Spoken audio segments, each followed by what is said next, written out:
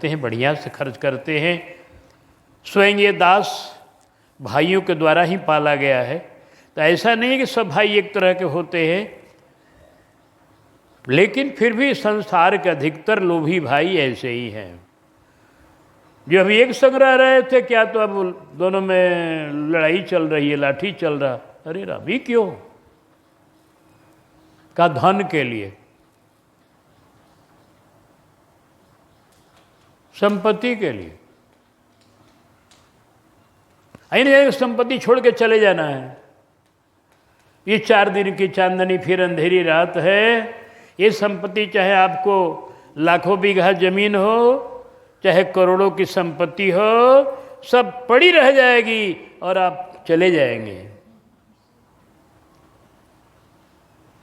इतना के बाद भी लोग, मरना है सब छोड़ के, तो भी लोग संपत्ति के पीछे पागल बने हुए हैं। अगर मरना नहीं होता छोड़ के, तो पता नहीं क्या करते। हाँ, तब पता नहीं क्या करते लोग। अभी तो बने जब छोड़ के चले जाना है, तब मर रहे हैं उसके लिए। अगर संपत्ति को छोड़कर नहीं जाना होता, तब तो पता नहीं ये जगत कौने गर्त में डूबता। तो संपत्ति का लोभ बड़ा खतरनाक है। इस लोभ को छोड़ना सबके बस की बात नहीं है। हाँ, भव कमान संधान सुठान, जे नारी बिलोकन बानते बाचे, कोप कृषान गुमान एवा, घट जो जिनके मन आवन आछे, लोभ सबय नटके बस भय, कपियो जग में बहु नाचन नाचे, नीके है साधु सबय तुलसी, पै तेई रघुवीर के सेवक साचे। जो लोभ में नहीं नाचता वही भगवान का पक्का भक्त है, जान लो। जो लोभ में नहीं नाचता,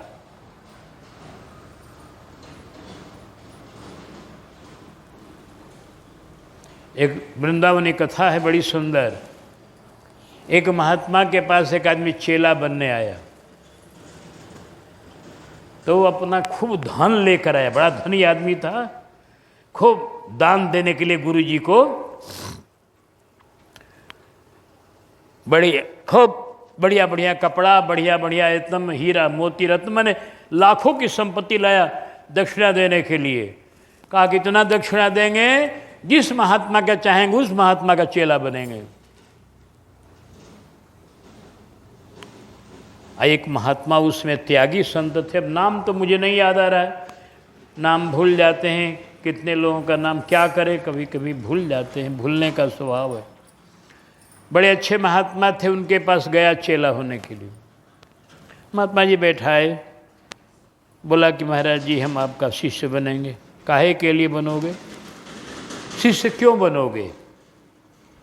कहा इसलिए कि हम भगवान से हमारा प्रेम हो जाए, भगवान से प्रेम हो जाए। हाँ, अभी प्रेम तुम्हारा कहाँ है?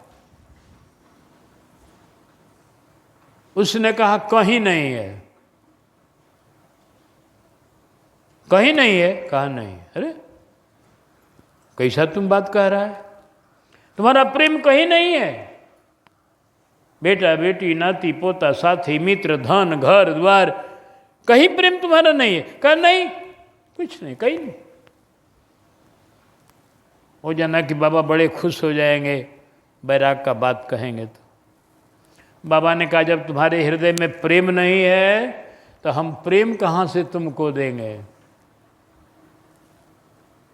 हम लोग तो प्रेम देते नहीं हैं, जो दुनिया में प्रेम लगा हुआ है उसी को धीरे धीरे हटा के भगवान में लगा देते हैं।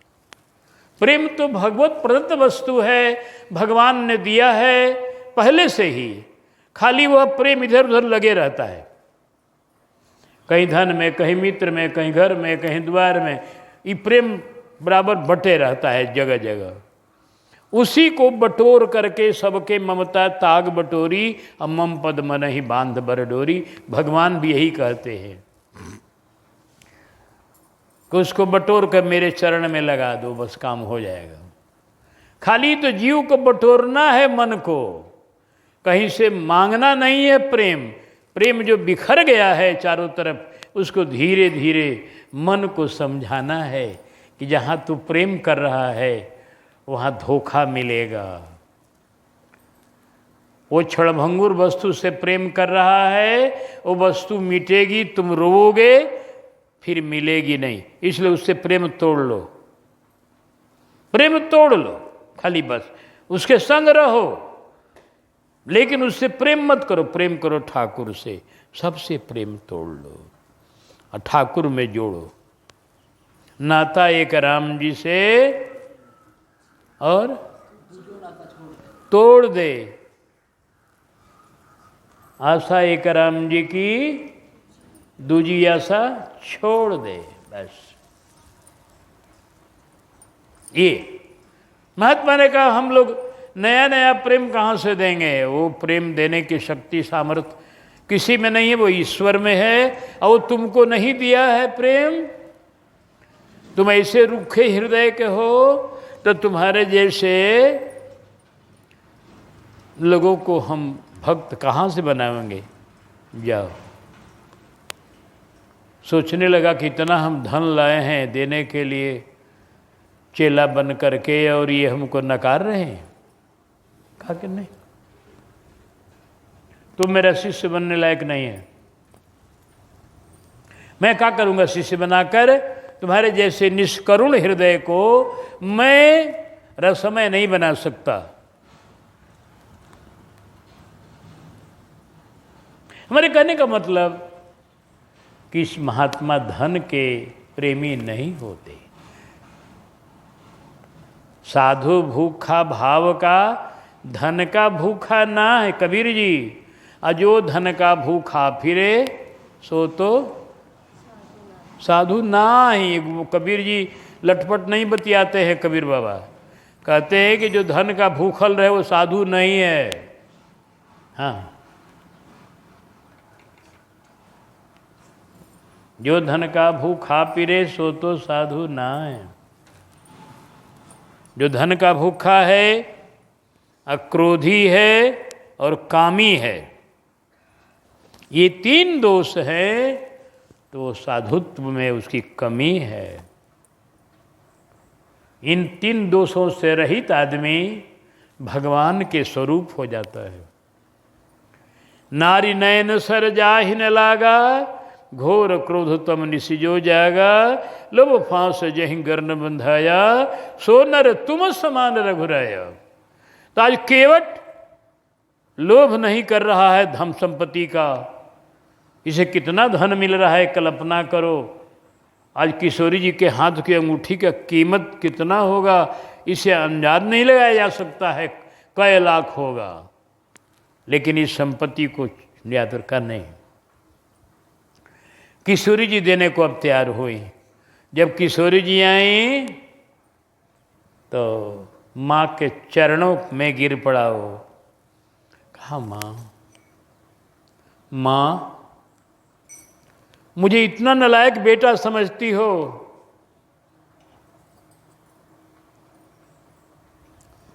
नालायक? हाँ, तब न मुझे दे रही हो मुद्रिका। इतना मैं नालायक बेटा हूं कि मां का श्रृंगार उतार लूं? जो काम कैकेयी ने किया, राम जी का श्रृंगार उतार लिया, वही काम मैं करूं? तुम्हारा अंगूठी श्रृंगार है उसको उतार लो? नहीं नहीं मां, ऐसा न करो, मैं तुझे सजाऊंगा नहीं। मैं अपनी मां को, श्रृंगार को अगर अधिक नहीं बढ़ा सकता तो कम तो करने का कोई प्रश्न ही नहीं है। मेरी मां हो, ये श्रृंगार अपने पास रखो। एक शब्द में किशोरी चुप हो गई। उनकी आंखों में आंसू भरे आए। कितना ही ऊंचा हृदय का है। इसके हृदय में लोभ नहीं है, इसके हृदय में क्रोध नहीं है, काम नहीं है। यह तो भगवान का अनन्य भक्त है, मेरा अनन्य भक्त है। किशोर जी सरकार के तरफ देखने लगी, कहा प्रभु बड़ा निराला भक्त है। हाँ, गोस्वामी जी ने लिखा, बहुत किन्ह प्रभु लखन सिय। बहुत किन्ह में बहुत अर्थ भर दिया बाबा ने। बहुत किन्ह मैंने संपूर्ण प्रयास किए राम जी, लक्ष्मणी जानकी जी, लेकिन नहीं कछु केवट ले। कछु का माने मुद्रिका के बाद और भी कुछ देने लगे प्रभु। प्रभु को सामर्थ्य है, कुछ भी दे सकते हैं।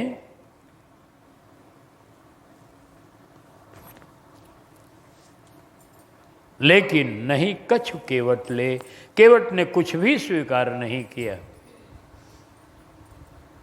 जाहि न चाहिए कबहु कछु, तुम सन सहज सने, बसहु निरंतरता सुमन, सोराउर निज गे। किसको? जिसको कुछ नहीं चाहिए, ओह क्या उसका हृदय है। अर्थ चाहिए न धर्म काम चाहिए, अर्थ चाहिए न धर्म काम चाहिए। कौशिला कुमार हमें राम चाहिए।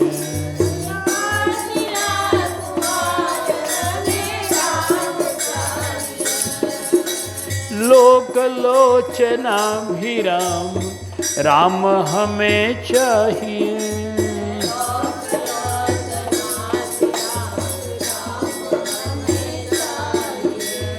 नीलमणि तमाल श्याम, राम हमें चाहिए। नीलमणि तमाल श्याम, स्वर्ग चाहिए मोक्ष धाम चाहिए। स्वर्ग चाहिए मोक्ष धाम चाहिए। कौशिला कुमार हमें राम चाहिए। कौशिला कुमार हमें। जिसको भगवान की इच्छा हो गई, उसको दुनिया की वस्तु कभी अपनी तरफ खींच नहीं सकती। दुनिया की वस्तुएं उसी को खींचती हैं जो भगवान से अभी जिसका लगाव नहीं है। वही मर रहा है दुनिया में, धन के लिए और इसके लिए उसके लिए रात दिन परेशान है। जिसको भगवान से संपर्क हो गया, भगवान के चरणों का प्रेमी हो गया, उसके लिए जगत सपना हो गया। जगत कुछ नहीं है।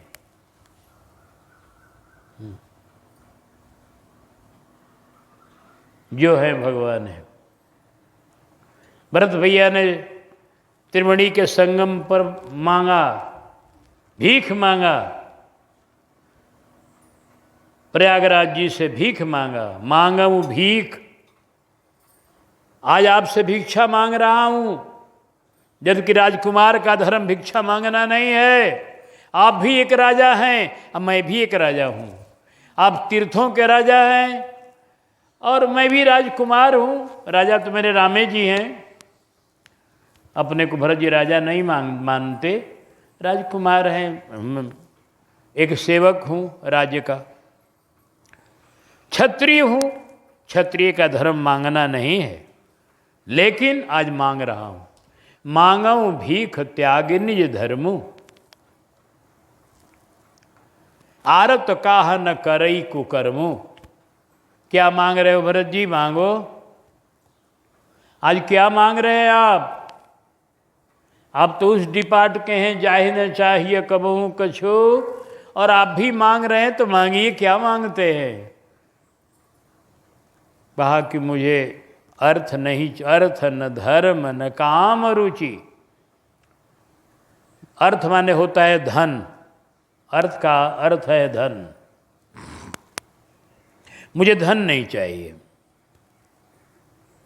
धर्म भी नहीं चाहिए, और कोई कामना नहीं, मुक्ति भी मुझे नहीं चाहिए। तब चाहिए क्या? कहा अर्थ न धर्म न काम रुचि, गति न चाहो निर्वाण, जन्म जन्म रति राम पद, यह वरदान नया। बस राघव के चरणों में प्रेम हो जन्म जन्मांतर तक, हमेशा, बस और कुछ नहीं।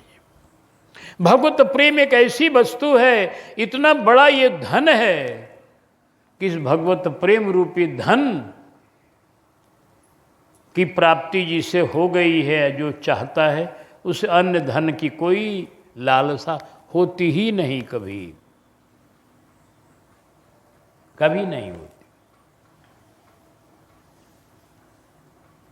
एक बार एक संत थे सनातन जी, नाम सुने होंगे, रूप सनातन नाम। महाप्रभु जी के परिकरों में एक मुख्य परिकर सनातन जी, जो बैराग की बिल्कुल मूर्ति थे। वृंदावन में इनका स्थान है बड़ा बढ़िया, छोटी सी इनकी कोठरी बनाई गई है जहाँ रह कर भजन करते थे।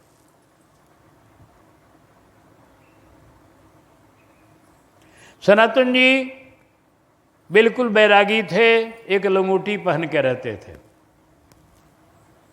और जब भूख लगती थी वृंदावन के उन भक्तों के यहाँ जाकर, ब्रजवासियों के यहाँ कुछ मांग लेते थे। कुछ नहीं मिलता तो वही रोटी और वृंदावन का छाछ, रोटी छाछ लेकर खा लेते थे। आश्चर्य करेंगे कि सनातन जी एक बहुत धनी परिवार के बालक थे, लाला परिवार के बालक थे। वह लाला परिवार एक राजा के दरबार में रहने वाला, करोड़ों की संपत्ति थी इनकी, करोड़ नहीं तो लाखों की तो थी ही, बहुत संपत्ति थी।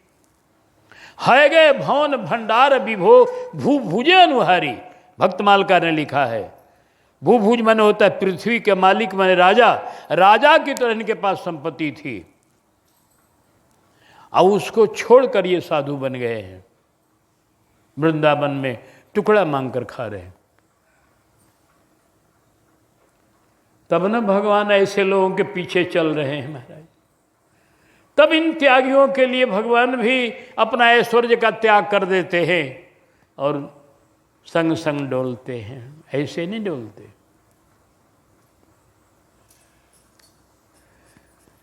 तो उसी सनातन जी के पास एक बार एक व्यक्ति आया, एक व्यक्ति आए, ब्राह्मण देवता थे, उनकी एक बेटी थी, विवाह करना था, धन की कमी थी। सोचा कोई संत महात्मा का आशीर्वाद मिल जाए, मेरी पुत्री का विवाह हो जाए, कहीं से कुछ धन मिल जाए। आरत जो होता है वो बेचारा क्या करे, उसी आरत में आकर के वो बाबा के पास वो प्रणाम किए। बाबा ने कहा, कहो ब्राह्मण देवता आपकी क्या सेवा करें।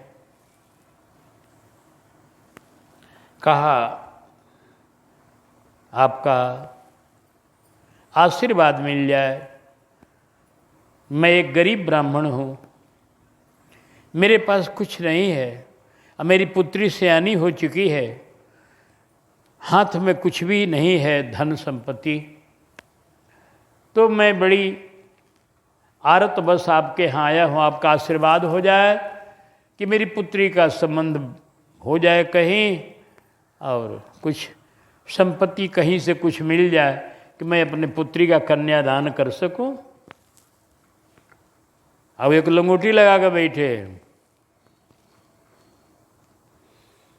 मैंने आपको धन चाहिए कुछ।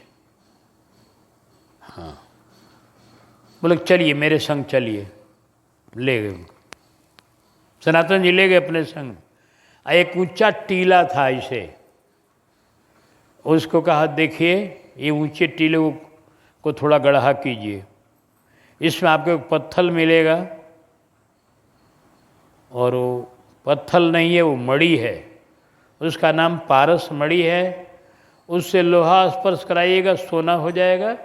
आपको जितना धन की आवश्यकता हो धन अपना बनाइए, सोना बनाकर अपना काम। उसको दिखाया और उसको फिर अपना अंगुरी को धोए पानी से, उसको अंगुरी को धो लिए, अंगुरी दिखाए तो इसके बाद फिर कुटिया में भजन करने लगे। और खोद करके वहाँ देखा वास्तव में एक पत्थर बड़ा बढ़िया चमकीला है, एक लोहा का टुकड़ा छुआया सोना हो गया। अरे कहा ये तो चमत्कारी पत्थर है। चल दिया वहाँ से वो ब्राह्मण देवता चल दिए, लेकिन मन में उनकी एक तरंग उठने लगी कि जिसके पास इतना धन है कि चाहे तो 1 घंटे में करोड़ों की संपत्ति बना ले, लोहा छुआ के सोना बना ले, इतना बड़ा धन रहने पर भी एक लंगोटी लगा के बैठे हुए हैं वो, ये क्या बात है? न कपड़ा बनवाते हैं, न मकान बनवाते हैं, न स्थान बनवाते हैं, कुछ नहीं, ये क्या बात है? इसका मतलब है कि कोई उनको इससे भी कोई बड़ी वस्तु प्राप्त है, तब इसको छोड़े हुए हैं। वो बीचे में से लौट आए ब्राह्मण देवता, फिर आए। अब कैसे आए भैया? कहा मेरे मन में एक जिज्ञासा है। कौन जिज्ञासा? कौन बोलो? जिज्ञासा ये है स्वामी जी कि इतना बड़ा धन का पता आपको है, फिर भी आप इस धन से कोई तरह का लाभ नहीं उठा रहे हैं, न बढ़िया कुटिया बना रहे हैं, न बढ़िया कपड़ा बनवा रहे हैं, न बढ़िया भोजन बनवा रहे हैं, अपने जाकर भीख मांग के खा रहे हैं। इतना धन रहते हुए और आपको, इसका मतलब है कि आपको कोई इससे भी बढ़िया वस्तु प्राप्त है, तब इसको छोड़े। सनातन जी बोले ब्राह्मण देवता क्या तुमको वह भी वस्तु चाहिए जो हमको इससे अधिक जो कीमत वाला वस्तु प्राप्त है वह भी चाहिए तुमको? कहा कि हाँ वह भी चाहिए। वह चाहिए? कहा तो उठाओ इस पत्थर को, फेंको जमुना में। ऐसे बोले, जमुना के बीच धारा में इसको फेंक दो, तब वो वस्तु मिलेगी। वो ब्राह्मण का भाग्य जग गया था, चूंकि संत के दर्शन से उसके हृदय में वैराग की लहर उठ चुकी थी। उसने इतने बड़े संपत्ति को, पारसमणि को लेकर जमुना के बीच में फेंक दिया, जहाँ अथाह जल है। तब स्वामी जी उसको भक्ति का भाव बताए, उसको कृष्ण मंत्र दिए, उसको भजन। ब्राह्मण देवता फिर भक्त हो गए। फिर इनकी बेटी का कहीं ना कहीं संबंध हो गया, जहाँ हुआ हो। कहने का मतलब कि जो भी भगवान के भजन करने वाले हैं उनको जगत से, तो संपत्ति से, धन से मन को हटाने पर ही भगवान का प्रेम मिलता है, जान लीजिए। धन में लगने से धन मिलेगा।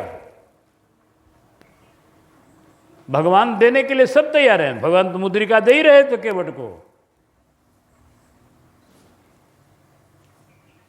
आप चाहेंगे तो भगवान आपको धन भी देंगे, लेकिन केवट ने धन नहीं लिया। बहुत किन्ह प्रभु लखन सिय, नहीं कछु केवट ले, तबिदा किन्ह करुणायतन, भगति बिमल बर दे। केवट नहीं लिया, कुछ नहीं लिया, तब बिना मांगे भगवान ने अपना भक्ति दिया।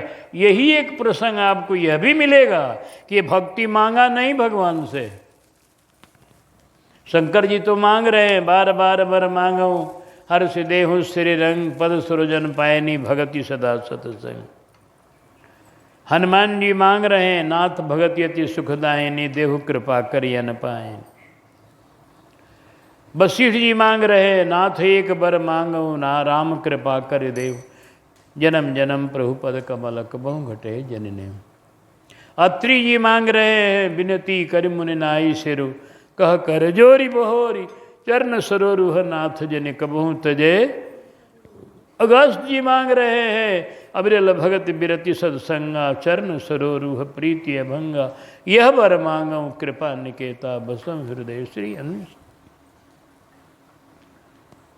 सब लोग मांग रहे हैं भक्ति, तो उनको भक्ति मिल रही है। काकुशुंडी जी भी मांग रहे हैं, अविरल भगत विशुद्ध तव श्रुति पुराण जो गाओ, जय खोजत जोगी सुमनि प्रभु प्रसाद को पाओ। भगत कल्प तरु प्रणति कृपा सिंधु सुखधाम, सोई निज भगति मोहि प्रभु देहु दया करि राम। लेकिन केवट ने भक्ति को भी नहीं मांगा, कुछ नहीं मांगा। बहुत किन्न प्रभु लखन सिया, नहीं कछु केवट ले, इसको बिना मांगे भगवान ने दिया। विदा किन्न करुणायतन, भगति बिमल बर दे। अपने आप कहा, जाओ, जो कुछ नहीं चाहता उस पर मैं बिक जाता हूँ। तुम्हारे हृदय में मेरी भक्ति का तरंग बराबर एक रस रहेगा, तुम मेरे अनुरागी बने रहोगे, अविरल भक्ति तुमको प्राप्त होगी।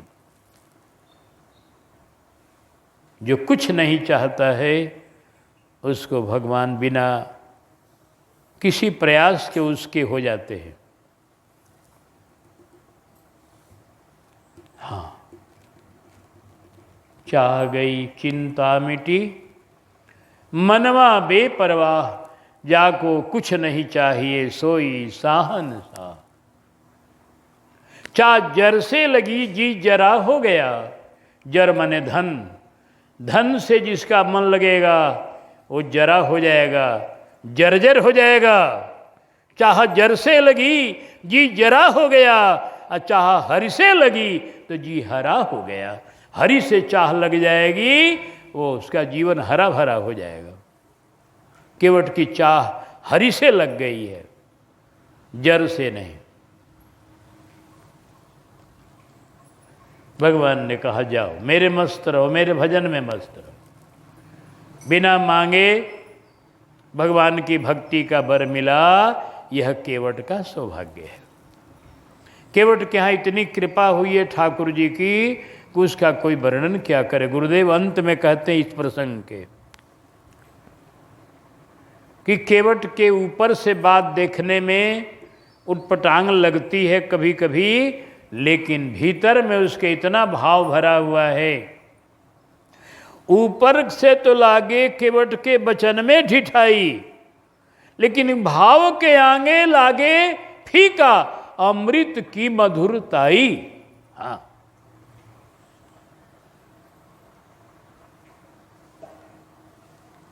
धन्य इनकी दीन बंधुताई। इस प्रसंग के अंतिम लाइन गुरु जी के है कि धन्य प्रभु की दीन बंधुताई।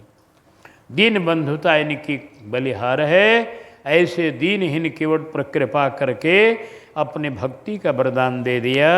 केवट, इसके बाद केवट के जीवन का वर्णन नहीं किया गोस्वामी जी ने। उसके जीवन में अब कुछ संसार रह ही नहीं गया। वो तो भगवान के उच्चतम कोटि का भक्त बन गया और एकदम भगवान के प्रेम में मस्त रहने लगा। अब उसके जीवन में फिर क्या हुआ, इसे बताना कठिन है। गुरु गोस्वामी जी इसके पर मौन हो गए तो हम लोग कहाँ से कहेंगे। विदा किन, उसको विदा कर दिया भगवान ने कि जाओ मेरी भक्ति में लीन रहो। इस तरह आज केवट प्रकरण का हम लोग उपसंहार कर रहे हैं। उपसंहार में यही जानिए इस प्रसंग में कि भगवान के दीन बंधुता, भगवान की कृपालुता और भगवान की सरलता, भगवान की महिमा का भी इसमें दर्शन हुआ है और भगवान की सरलता का भी, भगवान की कृपा का भी, भगवान की दीन बंधुता का भी, कि भगवान कितने दीन बंधु हैं, भगवान कितने कृपालु हैं कि एक केवट पर इतनी कृपा किए, जिसका जस आज तो गाया जा रहा है और गाया जाता रहेगा। इतनी कृपा इसके ऊपर हुई है कि इस कृपा के जस को गाने से कभी मन नहीं भरेगा। हमारा मन तो कभी भरा ही नहीं, बराबर गाते रहते हैं हम। ये तो यहाँ समाज में सुनाने के लिए तो गाते ही हैं, नहीं अकेले गाते हैं, अपना मस्ती में गाते हैं केवट की महिमा को, केवट के भाव को, गुरु जी के पदों को स्मृति में लाते हैं तो आनंद आ जाता है। कितना भावुक भक्त है यह केवट। हाँ,